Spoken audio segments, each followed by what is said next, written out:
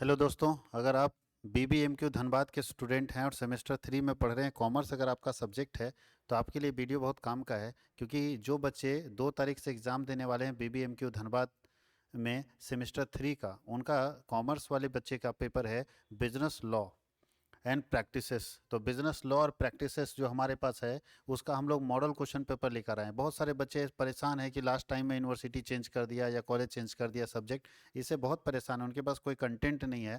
तो कुछ बच्चों का लगातार मैसेज आ रहा है कि सर मेरे पास कोई कंटेंट नहीं है, हम कैसे एग्ज़ाम लिखें।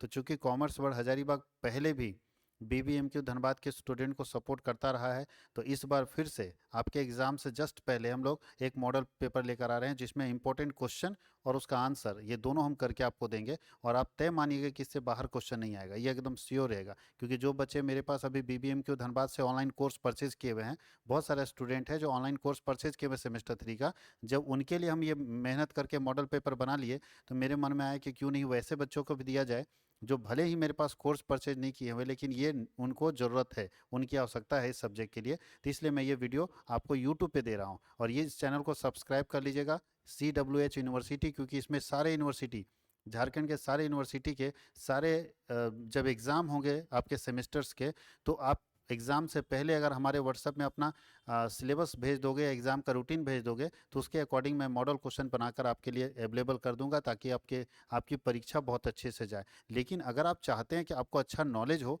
तो उसके लिए आपको पढ़ना पड़ेगा। तो ऑनलाइन कोर्सेज़ के लिए भी आप मेरे से कॉन्टैक्ट कर सकते हैं। हर सेमेस्टर के हर सब्जेक्ट का ऑनलाइन कोर्स आपको यहाँ पे अवेलेबल मिल जाएगा। तो चलिए, अभी हम लोगों को बकवास करने का टाइम नहीं भैया, आपका एग्जाम है तो सबसे पहले एग्जाम की तैयारी करवाई जाए। तो सब्जेक्ट है business law and practice, long answer type question हम आपको बताएंगे। और फिर मैं बता रहा हूँ कि जो मैं यहाँ क्वेश्चन दे रहा हूँ उससे बाहर नहीं आएगा।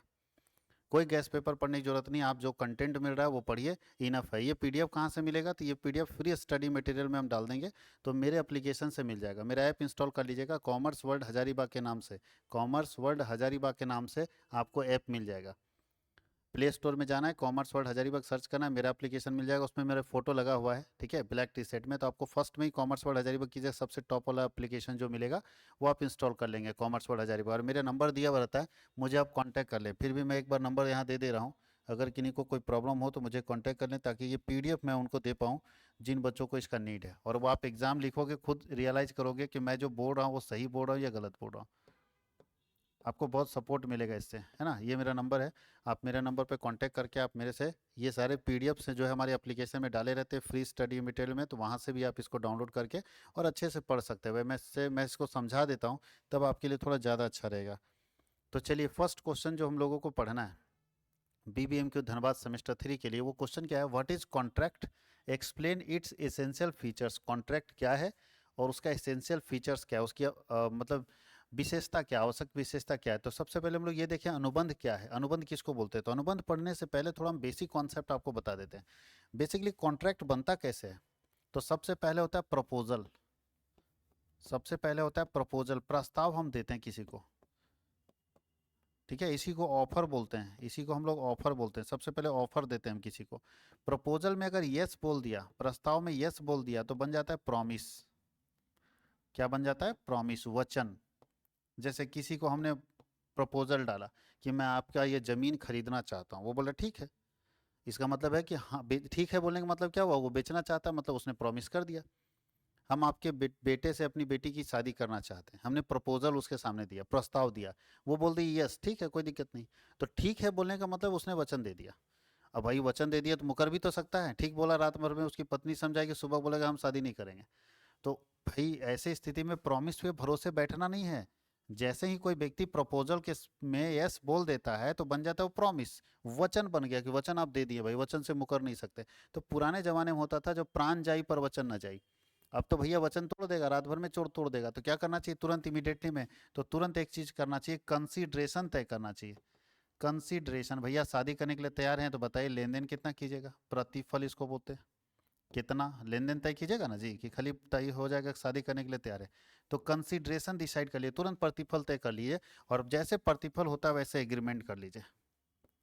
तो शादी उदी के केस में तो एग्रीमेंट नहीं होता है, 4 आदमी बैठा के, गांव मोहल्ला का रिश्तेदार लोग को बैठा कर 1,51,000 पकड़ा दीजिए, वही एग्रीमेंट हो गया। लेकिन जमीन के मामले में, बाकी मामले में तो एग्रीमेंट करना पड़ेगा। तो सबसे पहले हम करेंगे प्रस्ताव, प्रपोजल डालेंगे। प्रपोजल अगर यस बोलेगा, अच्छा यहीं पे अगर नो बोल दिया तो कहानी खत्म।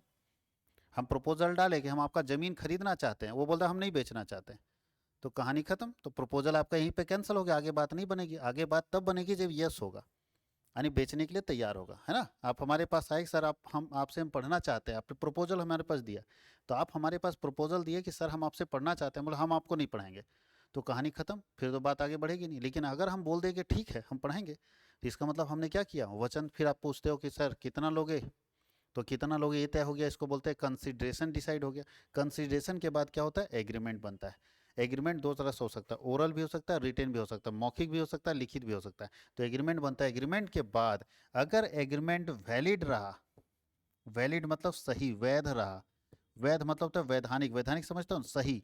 अगर एग्रीमेंट वैलिड रहा तब आपका बनेगा कॉन्ट्रैक्ट, अनुबंध। और अगर एग्रीमेंट वॉइड रहा, वॉइड मतलब व्यर्थ, गलत, अगर एग्रीमेंट व्यर्थ रहा तो ये एग्रीमेंट ही रहता है। इसका मतलब है कि एग्रीमेंट बनने के बाद तय करना होता है कोर्ट को कि वो एग्रीमेंट वैलिड है कि वॉइड है। वैलिड मतलब सही है, कानून के हिसाब से सारा कुछ सही है या नहीं, और या तो वॉइड है। अब जैसे कौन वैलिड होगा, तो याद रखिएगा वैलिड सब होगा जो वॉइड नहीं होगा, वैलिड वो सारा होगा जो वॉइड नहीं होगा। वॉइड होने के बहुत सारे शर्तें हैं, जैसे कहीं एग्रीमेंट करने वाले दोनों पार्टी का उम्र 18 साल से ज़्यादा होना चाहिए।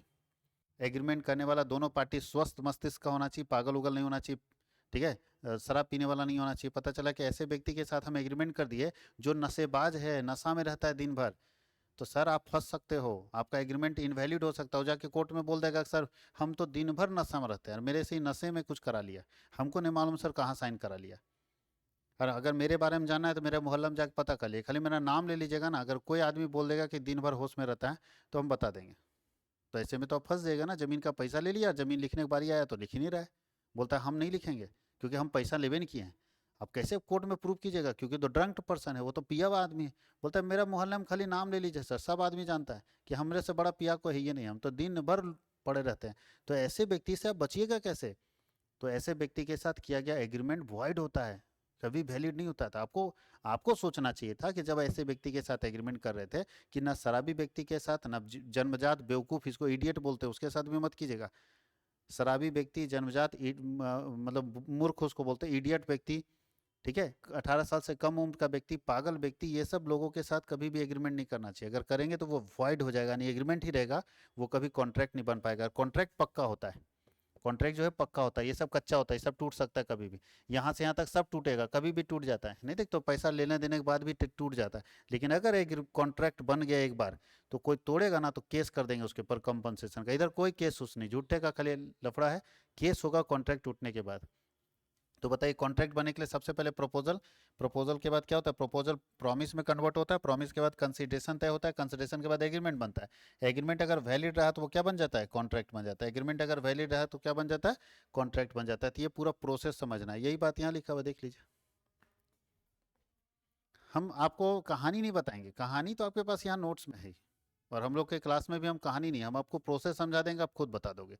पूछ रहा है व्हाट इज कॉन्ट्रैक्ट, तो देखिए क्या बोलता है, contract is an agreement. Contract क्या है, एक एग्रीमेंट है।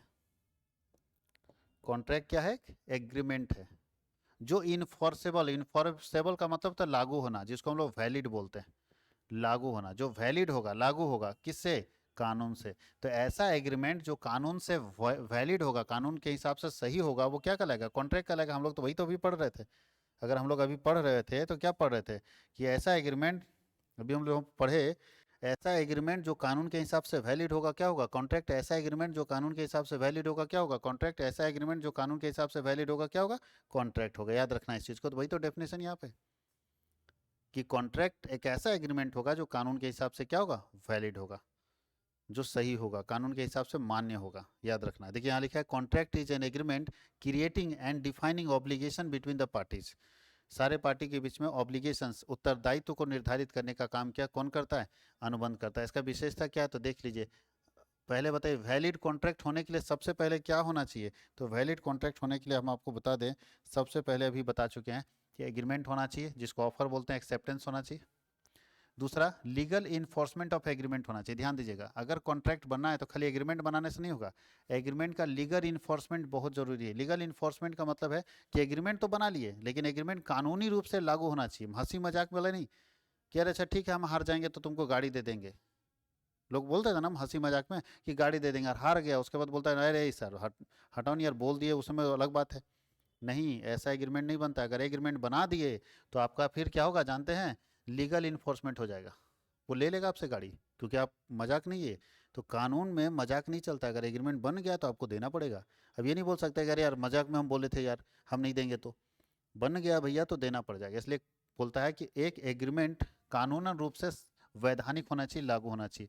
वैधानिक उत्तरदायित्व स्थापित करने की इच्छा, आपकी इच्छा होनी चाहिए कि हमको ये काम करना है, तभी एग्रीमेंट बनाइए, हंसी मजाक वाला एग्रीमेंट नहीं भैया। पक्षकारों में अनुबंध करने की क्षमता, जिसको बोलते हैं 18 साल से ज्यादा उम्र का होना चाहिए। पक्षकारों की स्वतंत्र सहमति, जो पार्टीज होते हैं एग्रीमेंट में उनकी सहमति स्वतंत्र होनी चाहिए, कोई जोर जबरदस्ती धमका डरा के सहमति नहीं लेना है। अगर हम जमीन बेचने के लिए तैयार है और वो खरीदने के लिए तैयार है तो दोनों की सहमति फ्री होनी चाहिए, स्वतंत्र होनी चाहिए। हम अपनी इच्छा से बेचने के लिए तैयार हैं और वो व्यक्ति अपनी इच्छा से खरीदने के लिए तैयार है, तभी एग्रीमेंट सही होगा।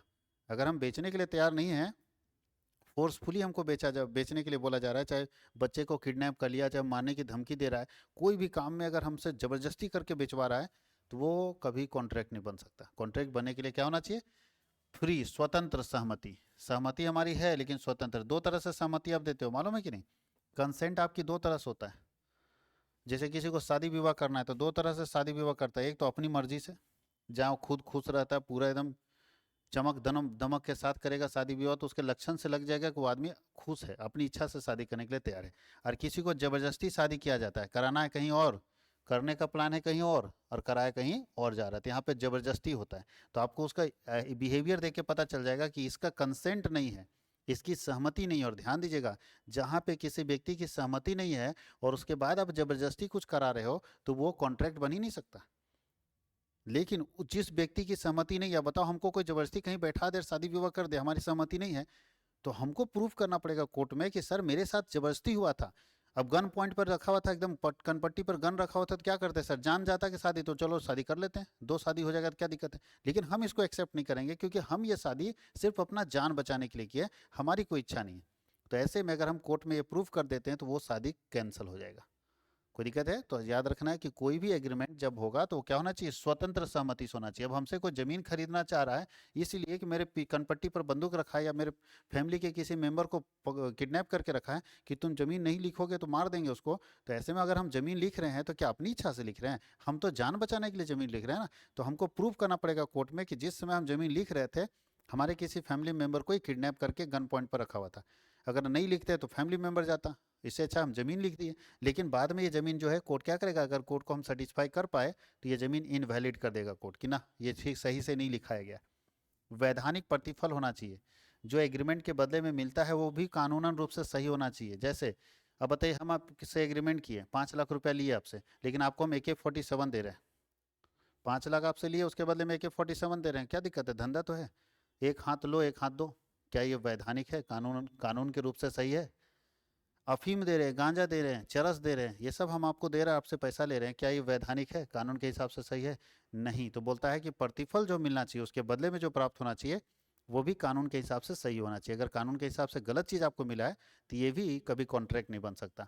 और कुछ हमारे यहाँ ऐसे अधिनियम है जो स्पष्ट रूप से व्यर्थ घोषित किया गया है, उस हर व्यक्ति जानता है कि ये काम जो है वो व्यर्थ है, कानून इसको सही मानता ही नहीं। जैसे राष्ट्रपति के साथ कॉन्ट्रैक्ट कर लो, हमारे देश के राष्ट्रपति के साथ आप कॉन्ट्रैक्ट नहीं कर सकते।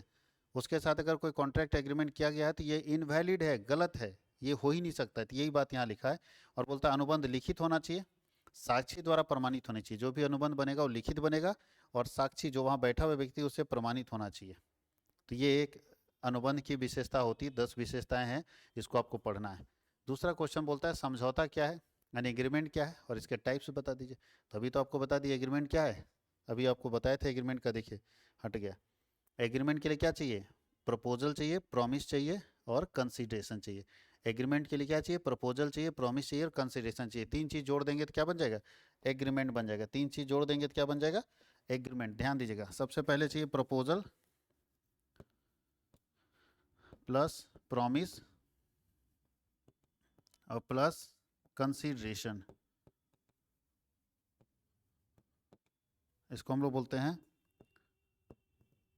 प्रस्ताव प्लस वचन और प्लस प्रतिफल। अगर ये तीनों को जोड़ देते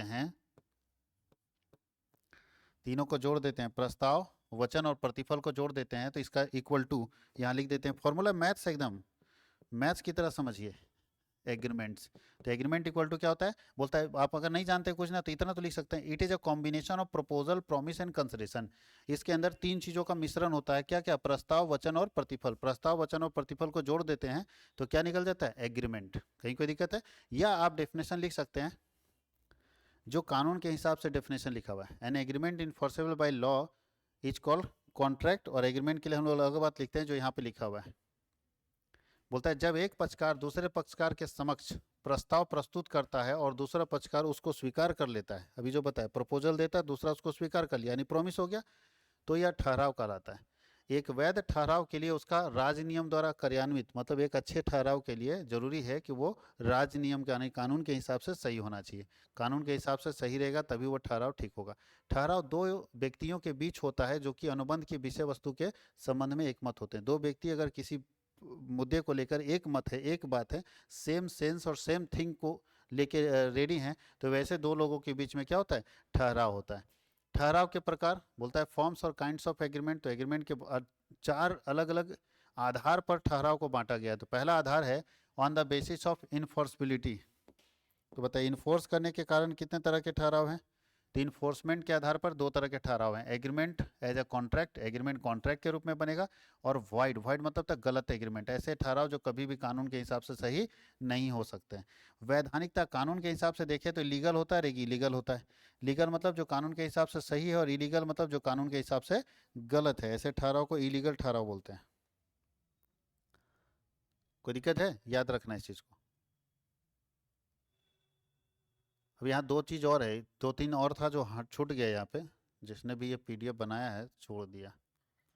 चलिए ऑफिस का बंदा यहाँ कर दिया है, तो मैं बता देता हूँ। तीसरा जो है, तीसरा आधार है, तीसरा आधार, ठीक है। थर्ड, दो हम लोग पढ़ चुके हैं, दो के अंदर ये पढ़ रहे थे ना। उसके बाद आता है इन्फोर्समेंट। इन्फोर्समेंट मतलब लागू करने के आधार पर। तो लागू करने के आधार पर भी दो तरह का होता है, वॉइड होता है, वॉइडेबल होता है। वॉइड एग्रीमेंट होता है, वॉइडेबल एग्रीमेंट होता है, तो खैर वो भी हम लोग देखेंगे, इतना आप लिखोगे चल जाएगा, कोई दिक्कत नहीं। वॉइड एग्रीमेंट का मतलब ऐसा एग्रीमेंट जो कि बिल्कुल गलत है। वॉइडेबल एग्रीमेंट का मतलब ऐसा एग्रीमेंट जहाँ पे केवल एक पक्ष के ऊपर निर्भर करता है कि वो उस एग्रीमेंट को कंटिन्यू कर सकता है या उस एग्रीमेंट को कैंसिल कर सकता है, तो ऐसे एग्रीमेंट को वॉइडेबल एग्रीमेंट बोलते हैं। आगे what do mean by free consent. Free consent किसको बोलते हैं, स्वतंत्र सहमति, अभी बता चुके। आप कैसे जानोगे कि सामने वाला जो राजी है मेरे साथ एग्रीमेंट कॉन्ट्रैक्ट करने के लिए, वो अपनी इच्छा से राजी है या उसको जबरदस्ती किया जा रहा है, कैसे जानेंगे बताइए। अगर आपके साथ कोई बिजनेस करने के लिए या आपके साथ कोई एग्रीमेंट करने के लिए, कॉन्ट्रैक्ट करने के लिए तैयार है, तो आप कैसे पता करोगे कि वो अपनी इच्छा से है या उसको जबरदस्ती कोई किया है, धमकी देके जबरदस्ती करके उससे कंसेंट लिया गया है, सहमति उससे कैसे लिया गया है, धमकी देके। तो ध्यान दीजिएगा, हम तब मानेंगे कि मेरा एग्रीमेंट फ्री कंसेंट है, स्वतंत्र सहमति से लिया गया है, अपनी इच्छा से लिया गया है, जब वो ये पांचों में से किसी के द्वारा नहीं किया गया होना चाहिए। अगर एग्रीमेंट करते समय या कॉन्ट्रैक्ट करते समय ये पांचों में से किसी का इस्तेमाल हुआ है, तो हम मानेंगे कि उसकी सहमति स्वतंत्र नहीं है। जैसे आप मेरे पास पढ़ रहे हो, अगर आप मेरे पास पढ़ रहे हो तो अपनी इच्छा से पढ़ रहे हो या पेरेंट्स के दबाव में पढ़ रहे हो, ये कैसे हम फाइंड आउट करेंगे, तो ये देखेंगे कि अगर आपका और मेरा एग्रीमेंट बनाते समय आपके पेरेंट्स या कोई भी व्यक्ति ये सब पाँचों में से किसी चीज़ का प्रयोग नहीं किया है और उसके बाद भी आप हमारे साथ जुड़े हैं, तो हम ये मानेंगे कि आप अपनी इच्छा से जुड़े हैं। तो बताइए क्या क्या होता है, बताइए कोई ज़मीन बेचने के लिए हम तैयार हैं, लेकिन इसमें से किसी का इस्तेमाल नहीं हुआ है, जैसे कोई हमको दबाव नहीं बनाया, कोई ज़बरदस्ती नहीं किया है, और फिर भी हम बेचने के लिए तैयार है, इसका मतलब हम अपनी इच्छा से बेच रहे हैं। कोई अनुचित प्रभाव, गलत तरीके से का प्रयोग करके हमसे ज़मीन नहीं खरीद रहा है, कोई धोखा हमको नहीं दिया है ज़मीन खरीदते समय, कोई गलत बात, असत्य कथन, झूठ पर नहीं बोला है, और कोई गलती नहीं किया है, ये सब में से किसी का भी प्रयोग अगर नहीं हुआ है किसी एग्रीमेंट और कॉन्ट्रैक्ट में, तो माना जाएगा कि वो एग्रीमेंट और कॉन्ट्रैक्ट जो है वो कैसे हुआ है, स्वतंत्र सहमति से हुआ है। यानी स्वतंत्र सहमति से किया हुआ एग्रीमेंट और कॉन्ट्रैक्ट तब हम मानेंगे जब उस एग्रीमेंट और कॉन्ट्रैक्ट में ये पांचों में से किसी बात का इस्तेमाल नहीं किया गया, किसी बात का प्रयोग नहीं किया गया, ना ही वो दबाव बना के किया गया है, एग्रीमेंट कॉन्ट्रैक्ट है, ना ही वो अनुचित प्रभाव से एग्रीमेंट कॉन्ट्रैक्ट किया गया है, ना ही वो धोखा के आधार पर एग्रीमेंट कॉन्ट्रैक्ट किया गया है, ना ही वो असत्य कथन किया गया और ना ही वो गलती से एग्रीमेंट कॉन्ट्रैक्ट किया गया है। तो ऐसे में मानेंगे कि जो एग्रीमेंट और कॉन्ट्रैक्ट बना है वो स्वतंत्र सहमति से बना है। अब दो चीज़ यहाँ पे समझना। एक क्वेश्चन है कि इंडेमनिटी इंडेमनिटी एग्रीमेंट और कॉन्ट्रैक्ट ऑफ गारंटी में क्या अंतर है। थोड़ा समझिएगा, बहुत खतरनाक चीज़ है ये। हम बेसिकली समझा देते हैं, अंतर यहाँ से लिखते रहिएगा। गारंटी का अनुबंध क्या होता है और इंडेमनिटी का अनुबंध क्या होता है, तो इसको समझ लीजिएगा, बाकी आप अंतर समझते रहिएगा। इंडेमनिटी मतलब हानि रक्षा। हानि रक्षा का मतलब क्या होता है, जैसे जो इंश्योरेंस हम लोग कराते हैं ना, इंश्योरेंस कराते हैं हम लोग जो, तो इंश्योरेंस का जो काम होता है वो इंडेमनिटी का काम होता है। अब इसको हम समझाते हैं कि इंश्योरेंस का काम इंडेमनिटी का काम कैसे होता है। इंडेमनिटी का मतलब है कि हमने कार का इंश्योरेंस कराया, तो कार का अगर मान लीजिए 6 लाख का कार है मेरा, तो कार का हम इंश्योरेंस करा लिए। कार की कंपनी जब का जो इंश्योरेंस करने वाली कंपनी वो क्या बोलती है, अब कार हमारा डैमेज हो गया तो केवल 30,000 का बिल बना, आगे का बम्फर वम्फर टूट गया था तो 30,000 का बिल बना। अब इंश्योरेंस कंपनी हमको कितना देगा, हम कराए थे 6 लाख का इंश्योरेंस कार पूरे गाड़ी का, और गाड़ी का 6 लाख का इंश्योरेंस, और मेरे कार केवल 30,000 का डैमेज हुआ है, तो कंपनी हमको 6 लाख रुपया देगा या 30,000 देगा, तो आपका जवाब होना चाहिए 30,000, क्योंकि जो डैमेज हुआ है वही ना क्लेम करेगा, पूरा गाड़ी तो नया नहीं ना दे देगा। वो पूरा गाड़ी का ठेका नहीं लिया, वो आपका डैमेज का ठेका लिया, जो नुकसान है उसका ठेका लिया। वही चीज़ यहाँ है, हानि रक्षा। जो आपकी हानि होगी ना उसकी रक्षा करने की गारंटी इंश्योरेंस कंपनी लेता है। तो इंश्योरेंस के साथ जो हमारा एग्रीमेंट बनता है उसको बोलते हैं इंडेमनिटी कॉन्ट्रैक्ट। जो नुकसान होगा, अगर आपका नुकसान 30,000 की जगह 3 लाख का होता तो 3 लाख देता है इंश्योरेंस कंपनी। जो आपका हानि होगा ना उसकी रक्षा करेगा, पूरा गाड़ी आपको नया नहीं देगा। जो डैमेज क्लेम होगा वो सिर्फ डैमेज क्लेम देने का काम करेगा। तो एक जो हमारे इंश्योरेंस एग्रीमेंट होता है वो एग्रीमेंट कहलाता है इंडेमनिटी एग्रीमेंट, क्योंकि वहाँ पे वो चीज़ सिर्फ पे करता है कंपनी जो आपका नुकसान हुआ है, जो आपका डैमेज क्लेम हुआ है, जो आपकी हानि हुई है। केवल हानि को पे करने का काम करता है इंडेमनिटी एग्रीमेंट। और गारंटी में क्या होता है, ये समझ में आ गया। इंडेमनिटी, इंडेमनिटी का मतलब होता है कि जो क्षतिपूर्ति होगी। अब जैसे से एग्जाम्पल समझेगा, हमारे पास कार गाड़ी हम भाड़े पर लगाते हैं, तो गाड़ी जब भाड़े पर लगाते हैं 17 तारीख को एक व्यक्ति के साथ मेरा कॉन्ट्रैक्ट हुआ, हम उसको 20 गाड़ी देंगे, 20 गाड़ी हम उसको देंगे, उसको शादी में जाना है। 17 तारीख को उसका बारात है। अब खुदा ना खास्ता 17 तारीख को मेरा गाड़ी जो है आ ही नहीं पाया, मेरी गाड़ी सारी पटना गई हुई थी, हमको लगा आ जाएगा शाम तक इसको डिलीवर कर देंगे। बाय मिस्टेक जाम में फंस गया सब गाड़ी, पटना पूरा हैवी जाम लगा है। अब सारा गाड़ी वहीं फंस गया, अब क्या करें हम, बारात कैसे जाएगा भैया। तो हम हाथ जोड़ दिए, फ़ोन किए कि सर गाड़ी तो मेरे पास नहीं है, आप इमीडिएटली कहीं गाड़ी अरेंज करके चले जाओ, मेरे पास अभी नहीं है। अब वो व्यक्ति इमीडिएटली गाड़ी अरेंज कर लिया, हम अपने दोस्त का ही नंबर दिया, उससे बात कर लिया और वो अरेंज कर लिया। लेकिन हुआ क्या कि मेरे साथ उससे बात हुआ था 70,000 में 20 गाड़ी का। और वो इमीडिएटली, चूंकि सिंगल डे में आज ही के दिन गाड़ी चाहिए, तो आदमी कोई भी देखता है मौका का फ़ायदा उठा लेता है ना। तो जो मेरा दोस्त था वो 70,000 की जगह 80,000 में बुक कर दिया, बोला 80,000 लेंगे तब जाएंगे, भैया आज हम गाड़ी देंगे। अब वहाँ बारात जाना है तो लड़का क्या करेगा, 10,000 देखेगा, वो बोलता है चलो यार। तो 10,000 रुपया उसको एक्स्ट्रा लगा। किसकी गलती थी, लड़के की गलती थी या मेरी गलती थी, मेरी गलती थी ना। अब वो कल होके जब बारात से आएगा तो मेरे ऊपर केस मारेगा कि नहीं, कि भैया ये 10,000 का नुकसान हम नहीं सहेंगे, तो वो नुकसान हमको देना पड़ेगा। यानी हम कितना उसको पे करेंगे, पूरा पैसा दे देंगे 5 लाख रुपया, नहीं, हम उसको सिर्फ कितना देंगे, 10,000 रुपया उसको देंगे, क्योंकि 70,000 तो हमको दे ही रहा था वो, और मेरी गलती के कारण उसको 10,000 का और हानि हुआ है। तो उसकी हानि की रक्षा हम करेंगे। कितना हानि हुआ है, 10,000, उसका 10,000 हम पे करेंगे, हमको पे करना पड़ेगा, क्योंकि मेरी गलती है जिसके कारण ये हुआ था। अगर वो व्यक्ति रिजिड हो गया तो हमको 10,000 रुपये उसको पे करना पड़ेगा, क्योंकि हम उसके हानि की रक्षा कर जरूर करेंगे कि ठीक है मेरी गलती के कारण आपको जो लॉस हुआ है उस लॉस को हम पे करेंगे। और गारंटी एग्रीमेंट थोड़ा सा अलग होता है। गारंटी का मतलब लोन वाला, याद रखिएगा। जब कोई व्यक्ति लोन लेता है बैंक से तो एक आदमी को गारंटर खड़ा करता है। जैसे एक्स बैंक और वाई, एक्स जो है वो बैंक से लोन लेता है, क्या लेता है, लोन लेता है बैंक से। तो बताइए एक्स जब बैंक से लोन लेगा तो बैंक एक्स को लोन नहीं देगा, क्यों, क्योंकि बोलेगा गारंटी दो। अब एक्स के पास कुछ है ही नहीं है तो गारंटी क्या दे। तो ऐसे में कभी कभी आप लोग देखिएगा कि किसी दूसरे व्यक्ति को गारंटर खड़ा कर देता है। अब हमको लोन चाहिए एक्स को, एक्स वाई से रिक्वेस्ट किया भैया गारंटर बन जाओ, हम लोन ले लेंगे, हम सारा इंस्टॉलमेंट चुका देंगे। एक्स बेचारा सीधा साधा, वाई सीधा साधा बन गया गारंटर, ये गारंटी दे दिया। अब क्या होगा, गारंटी वाले अनुबंध में ध्यान दीजिएगा, गारंटी वाले अनुबंध में वाई तब तक चुपचाप रहेगा, वाई के पास कोई टेंशन नहीं रहेगा जब तक एक्स लोन चुका रहा है। एक्स अगर पूरा लोन चुका दिया तो वाई को टेंशन नहीं है, गारंटी दे दिया कोई दिक्कत नहीं, सारा तो लोन चुका ही दिया। लेकिन अगर एक्स फेल कर गया चुकाने में लोन, तब वाई को टेंशन हो जाएगा, कि भैया हम तो गारंटर थे, वो दे भी नहीं किया पैसा, अब हमको देना पड़ जाएगा। तो ऐसी स्थिति में जब मेन लोन लेने वाला व्यक्ति डिफॉल्ट कर जाता है, मेन लोन लेने वाले व्यक्ति फेल कर जाता है, तब इस गारंटर का टेंशन बढ़ जाता है। और फिर वैसे केस में ये गारंटी देने वाले व्यक्ति का जो है ये लायबिलिटी बन जाता है कि इस बैंक को जो पैसा बाकी है वो पे करेगा। यानी एक्स का जितना पैसा बाकी है उसको पे करने का काम किसका होगा? वो सारा पैसा पे करने का काम वाई को होगा, वाई बैंक को पे करेगा। ये तो याद रखिएगा, गारंटी एग्रीमेंट जो होता है वो तब क्रिएट होता है जब मेन लोन होल्डर, जो लोन लेने वाला व्यक्ति है, वो लोन को पेमेंट करने में फेल कर जाता है। तो अगर मेन व्यक्ति लोन को पेमेंट करने में फेल कर जाता है तो ऐसे में एक एग्रीमेंट बनता है जिसको बोलते हैं एग्रीमेंट ऑफ या कॉन्ट्रैक्ट ऑफ गारंटी। वहाँ पे गारंटर जो है नुकसान में चला जाता है, गारंटर को अपने घर से पैसा भरना पड़ेगा। वाई भरेगा क्या? वाई एक्स से वसूल लेगा फिर, लेकिन बैंक जो है वाई से ही पैसा ले लेगा एज ए गारंटर में, तो गारंटी के तौर पर ये पैसा ले लेगा। तो ये देख लीजिएगा, इसको पढ़ के पूरा का पूरा पीडीएफ वहाँ पे मिल जाएगा आपको।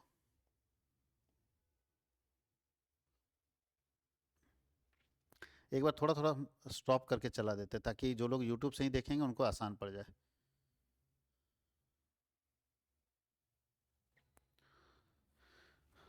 जो यूट्यूब से लिखना चाहते हैं ना, वो यहीं पे वीडियो स्टॉप करके वो अपना नोट्स बना सकते हैं, कोई दिक्कत नहीं है।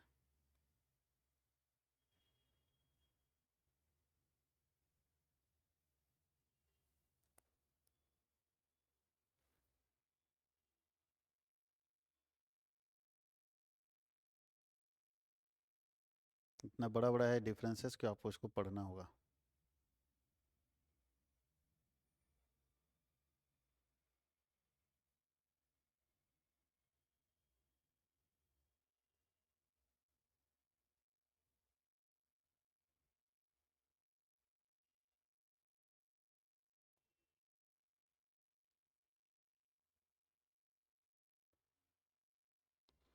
इसके अलावा और है, एक और क्वेश्चन है, व्हाट इज़ बेलमेंट। ये हम लोग अगले वीडियो में देखेंगे। इस वीडियो को आप ज़्यादा से ज़्यादा लोगों तक शेयर कीजिए।